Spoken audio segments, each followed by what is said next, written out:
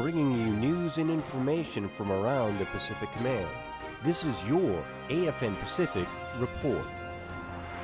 Thanks for joining us on this edition of your AFN Pacific Report. I'm Senior Airman Therese Garnier. Australia is one of 5 U.S. treaty allies in the Asia-Pacific region. U.S. and Australia military leaders discussed the impact of this year's exercise Talisman Sabre during an all-hands call aboard the 7th Fleet flagship USS Blue Ridge in Australia. 30,000 U.S. and Australian personnel participated in Talisman Sabre 2013. The exercise officially came to a close during a ceremony on board the 7th Fleet flagship USS Blue Ridge in the port of Cairns, Australia. Breeze in, arms. You know, the U.S. and the Australians have been together in every major conflict since World War I. This exercise is a demonstration of our ability to be interoperable, to understand each other, and when the time comes for us to be able to defend our own national interest as well as the interests of the alliance, for us to be able to perform productively. There are very few countries that we allow to command ADF personnel, US, UK, primarily the only 2, and I think that says a lot for the way we trust each other, the way we work with each other, and these exercises just underline the importance of that relationship. Talisman Sabre is held every 2 years, and the 2013 exercise was the largest so far. Tech Sergeant Michael Jackson, Cairns, Australia. The goal of exercise Talisman Sabre was to strengthen the ability of U.S. and Australian forces to operate together in the land, sea, and air domains. The chief of the Australian Defence Force discussed the benefits of working alongside Americans. Talisman Sabre is our premier exercise. We do it every 2 years. It's really the exercise we use to test our high-end warfighting capability, and that's can only be done really with U.S. forces in the Pacific. So it's been a very successful exercise. Up to 30,000 personnel from both defence forces or armed forces have been involved over a lot of ground and a lot of water.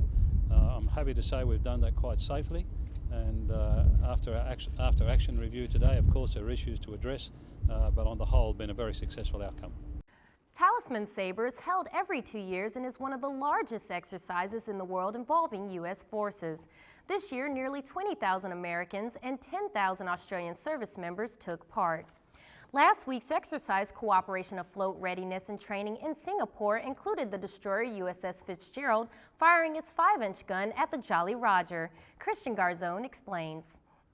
USS Fitzgerald is at sea participating in Carrot, Singapore, and today's story starts well below the main deck, straight down into the magazine room. Petty Officer Brody Ball takes the helm here temporarily to fill us in on Jolly Roger. My division is shooting a 5-inch, 15 rounds in 3 5-round salvos at a barge. It's called Jolly Roger, the whole exercise is.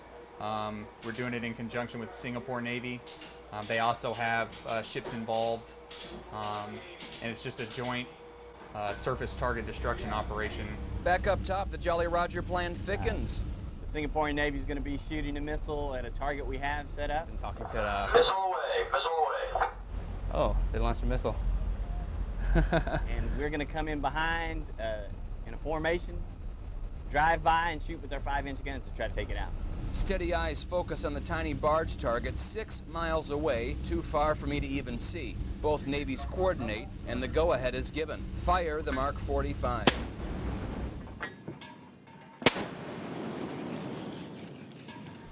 I mean, a lot of this is just compatibility with, services that we might have to defend in the Eastern Pacific or whatever, in the South Pacific.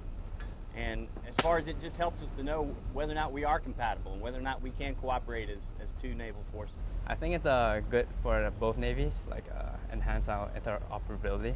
It shows that we have good comms, like interactions and communications with one another. Jolly Roger hit the mark literally and also succeeded in strengthening the U.S.-Singapore relationship at sea.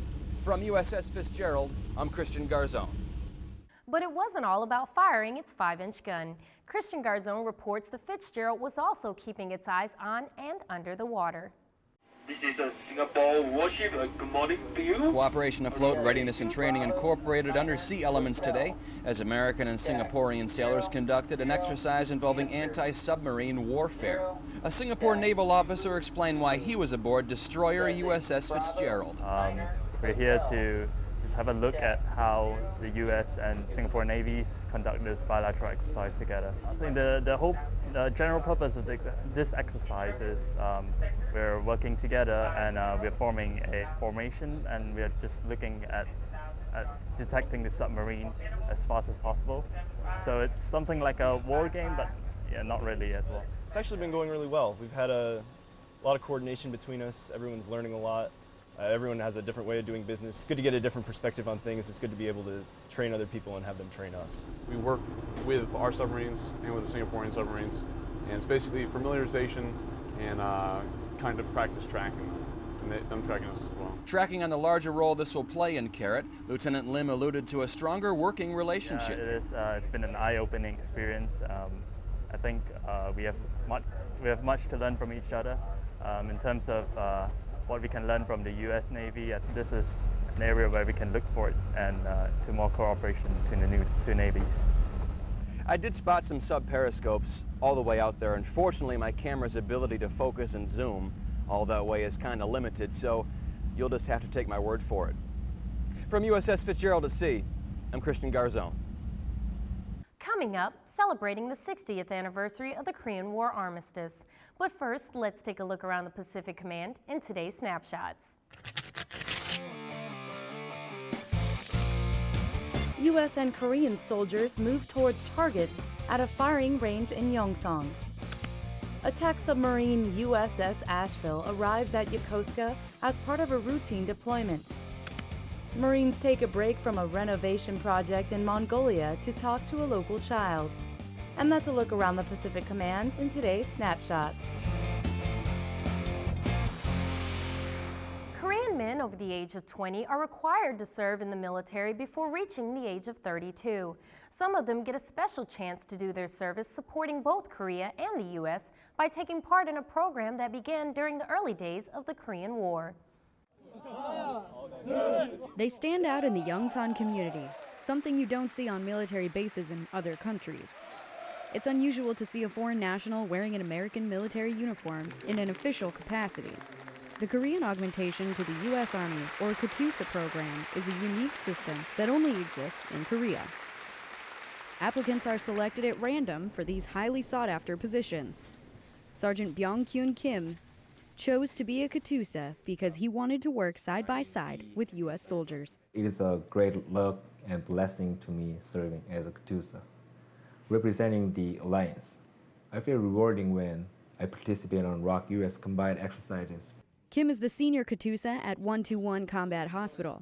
As senior Katusa, he is responsible for all of the Katusa soldiers at the command. Senior Katusa's primary roles are managing Katusa program and striving to enhance welfare of Katusa soldiers in my unit. I'm responsible for ensuring my subordinates abide by regulations and presenting the right way to develop them to become good soldiers. Most Katusas are well liked in their units because of their motivation, positive attitude, and friendliness. Specialist Liana Guerra, Yongsan, Korea.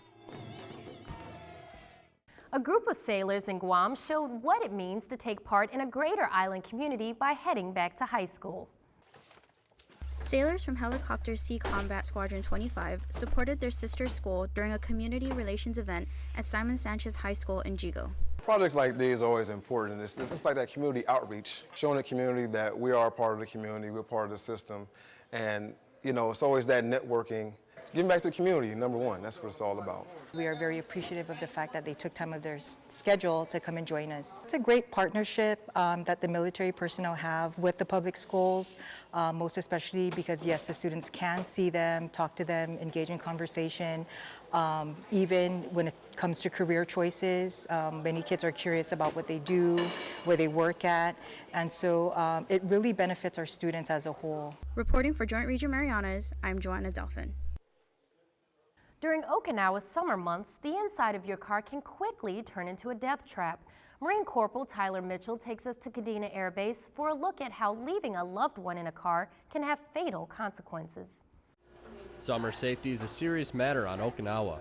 When the temperatures rise, so does the risk of heat stroke, a condition that can lead to death. This busy clinic has witnessed 5 such tragedies already this year. We treat If they're still alive, we will treat them. We'll give them IV fluid, get them cooled down, and sometimes the processes in their body have gone too far, so it's affecting their organs, and the organs are going into failure. But the patients aren't to blame for one simple reason. They can't ask for help. Dogs can't sweat, nor can they tell you that they're done, that they're ready to go in. Now, the summertime in Okinawa is incredibly hot, so locking your pet inside of this car is like essentially putting them in an oven or frying an egg. Don't leave them in the car for any amount of time, and don't leave them outside unattended. But it's not just the car that is to blame. Running with your pet during extreme heat and afternoon sun can be just as dangerous. It's okay, we got lots of hair down. A lot of people think spraying down their dogs help. It does not actually. It's kind of like a wetsuit, how it keeps them in like a thermos. Vomiting, excessive panting, and fatigue are all possible signs of heat injury. Remember, just because your dog can speak doesn't mean it can ask for help. Marine Corporal Tyler Mitchell, Okinawa, Japan. That's it for this newscast. From all of us here at AFM Pacific, thanks for watching.